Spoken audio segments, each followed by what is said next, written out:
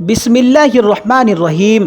تہجد پڑھنے کے سائنٹیفک فائدے جسے جان کر آپ حیران ہو جاؤ گے۔ دوستوں، اس ویڈیو میں ہم بتانے والے ہیں کہ تہجد کی نماز پڑھنے کے کتنے بڑے فائدے ہیں اور آج کا میڈیکل سائنس اس بارے میں کیا کہتا ہے۔ دوستوں، دین اسلام ہی ایک ایسا مذہب ہے، اسلام مذہب نے جن کاموں کو کرنے کا حکم دیا ہے، کوئی بھی کام ایسا نہیں ہے کہ جس کے کرنے سے ہمیں دنیا اور آخرت دونوں جہان کا فائدہ نہ ہو۔ اللہ پاک نے ہمیں 5 نمازیں فرض کی ہے جس کو ادا کرنا ہر مسلمان کے لیے لازم اور ضروری ہے۔ اللہ پاک نے نماز کو جب اپنے بندوں پر فرض کیا تو ہمارے پیارے نبی حضرت محمد صلی اللہ علیہ وسلم کو اپنے عرش پر بلا کر تحفے میں نماز عطا کی۔ ہم آپ کو بتانے والے ہیں کہ تہجد کی نماز پڑھنے کے کتنے بڑے بڑے سائنٹیفک فائدے ہیں اور آج کا میڈیکل سائنس اس بارے میں کیا کہتا ہے۔ نبی کریم صلی اللہ علیہ وسلم سے پوچھا گیا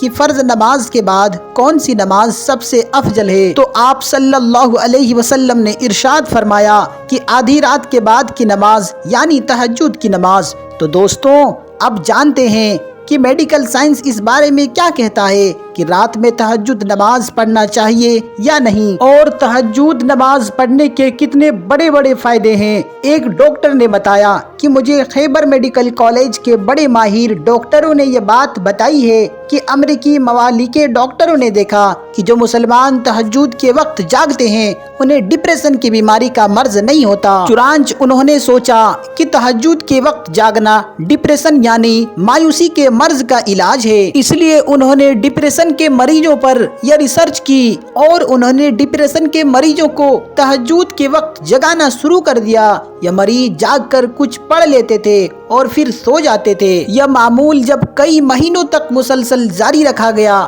تو جو ڈپریشن کے مریض تھے ان کو بہت فائدہ ہوا اور وہ بغیر دواؤں کے ہی ٹھیک ہو گئے۔ چنانچہ امریکی ڈاکٹروں نے یہ نتیجہ اخذ کیا کہ آدھی رات کے بعد رات کے تیسرے حصے میں جاگنا ڈپریشن کی بیماری کے لیے سب سے اچھا علاج ہے، اور تہجد کی نماز پڑھنے سے بے سکونی اور جو نیند کے کمی کا بیماری ہے وہ دور ہو جاتی ہے۔ یہ دل کے مریض کے لیے بہت ہی بڑھیا علاج ہے۔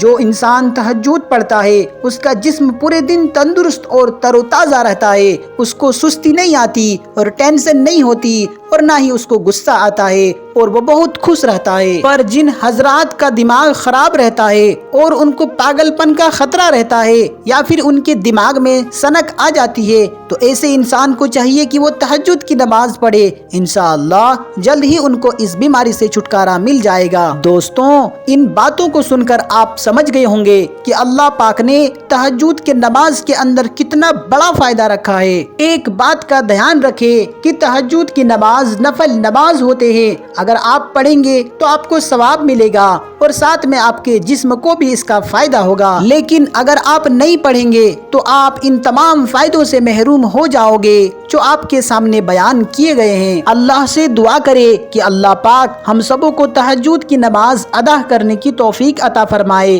اور راتوں کو اٹھ کر عبادت کرنا ہم تمام انسانوں کے لیے آسان فرمائے، آمین۔